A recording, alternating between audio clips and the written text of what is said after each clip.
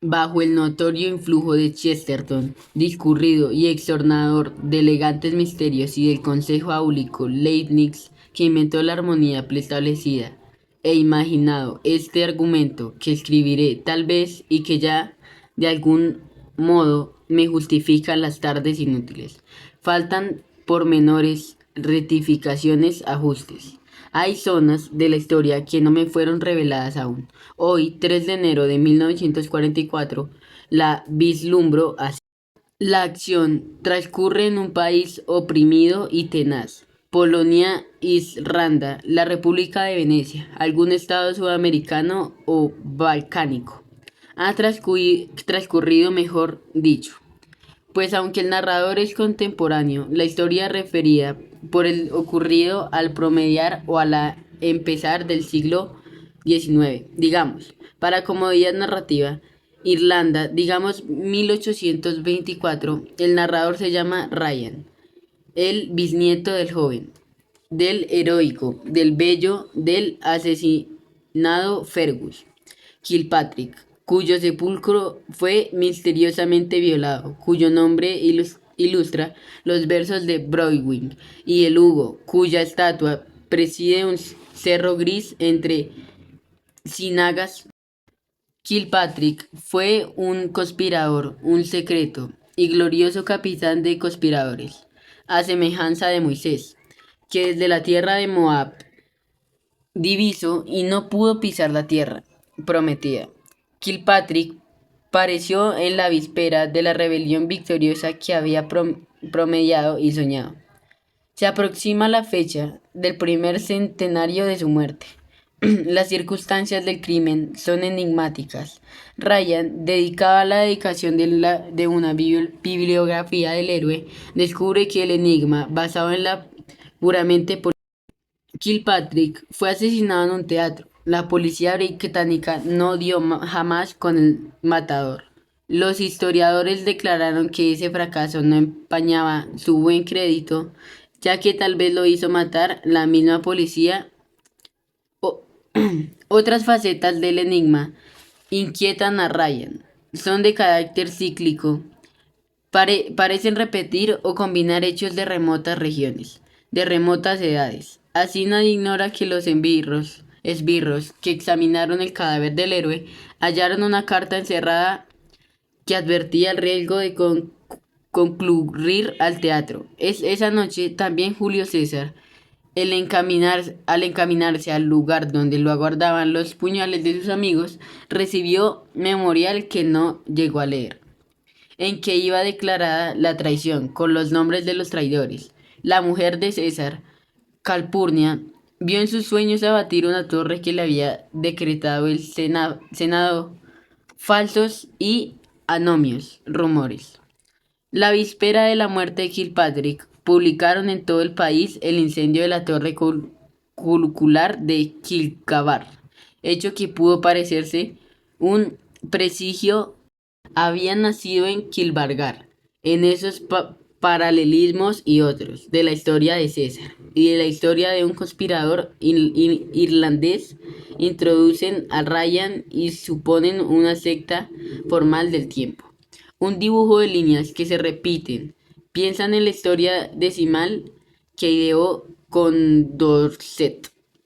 En las morfologías se propusieron Hegel, Spenger y Vico. En los hombres de Hesiodo, que degenaron desde el oro hasta el hierro. Piensa en la transmigración de las almas, doctrinas, da horror a las letras célicas, y que el propio César atribuyó a los druidas británicos. Piensa que antes ser fue Kilpatrick, Fergus Kilpatrick fue Julio César. De esos laberintos circulares lo salvan una curiosa comprobación. Una comprobación que luego lo abisma en otros laberintos más inextricables y heterogéneos. Ciertas palabras de un mendigo que conversó con Fergus Kilpatrick en una de su muerte fueron prefiguradas por Shakespeare en la tragedia de Macbeth. Que la historia hubiera copiado la historia ya que es suficientemente pasmoso. Que la historia copie a la literatura es inconceptible. Ryan indaga que en 1814 James Alexander Nolan, el más antiguo de los compañeros del héroe, habían traducido el gaélico los principales dramas de entre ellos Julio César. También descubre en los archivos un artículo manuscrito de Nolan sobre los Festspiele de Suiza. Vastas y errantes representaciones teatrales que requieren miles de actores y que reiteran hechos históricos en las mismas ciudades y montañas donde ocurrieron. Otros documentos inédito la revela que pocos días del fin. Traidor, cuyo nombre ha sido borrado. Esta sentencia no coincide con los piadosos hábitos de Kilpatrick. Ryan investiga el asunto. Esta investigación es uno de los hiatos y argumentos de él y logra descifrar el enigma. Kilpatrick fue ultimado en un teatro, pero de teatro hizo también la entera ciudad, y los actores fueron legión, y el drama coronado por su muerte abarcó muchos días y muchas noches. He aquí lo acontecido. El 2 de agosto de 1824 se reunieron los conspiradores. El país estaba maduro para la rebelión. Algo, sin embargo, fallaba siempre. Algún traidor había en el cónclave.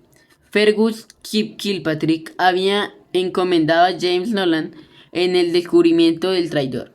Nolan ejecutó su tarea. Anunció en pleno cónclave que el traidor era el mismo Kilpatrick. Demostró con pruebas infructuosas la verdad de la acusación. Los conjurados condenaron a muerte a su presidente. Este firmó su propia sentencia, pero imploró que su castigo no perjudicara a la patria. Entonces Nolan concibió un extraño proyecto. Irlanda idolatraba a Kilpatrick. La más tenue sospecha de su vileza hubieran comprometido la rebelión. Nolan propuso un plan que hizo la ejecución del traidor, un instrumento para la emancipación de la patria. Sugirió que el condenado muriera a manos de un asesino desconocido, en circunstancias deliberadamente dramáticas que se grabaran en la imaginación popular y que apresuraran la rebelión. Kilpatrick juró colaborar en ese proyecto, que le daba ocasión de rendirse y que reubicaría su muerte. Nolan, urgido por el tiempo, no supo íntegramente inventar las circunstancias de la múltiple ejecución. Tuvo que plagiar a otro dramaturgo. El enemigo inglés, William Shakespeare, repitió escenas de Macbeth, de Julio César. La pública y secreta representación comprendió varios días. El condenado entró en Dublín, discutió, oró, rezó, reprobó, pronunció palabras patéticas, y cada uno de estos actos que reflejaría la gloria habían sido un prefigurado por Nolan. Centenares de actores colaboraron con el protagonista. El rol de algunos fue como el de otros momentáneo. Las cosas que dijeron e hicieron perdurarán en los libros históricos, en la memoria apasionada de Irlanda. Kilpatrick, arrebatado por ese minucioso destino que lo remendía y que lo perdía, más de una vez enriqueció con actos y con palabras improvisadas del texto de su juez. Así fue desplegándose con el tiempo el populoso drama, hasta que el 6 de agosto de 1824, en un palco de funerarias, cortinas que prefugaban el Lincoln, un balazo anhelado dentro del pecho del traidor y el héroe, que apenas pudo articular entre dos efusios de brusca sangre algunas palabras provenían. En la obra Nolan, los pasajes imitados de Shakespeare son los menos dramáticos. Ryan sospechaba que el autor los intercaló para que una persona en el porvenir diera con la verdad, comprender que él también forma parte de la trama de Nolan. Al cabo de tenaces cavilaciones resuelve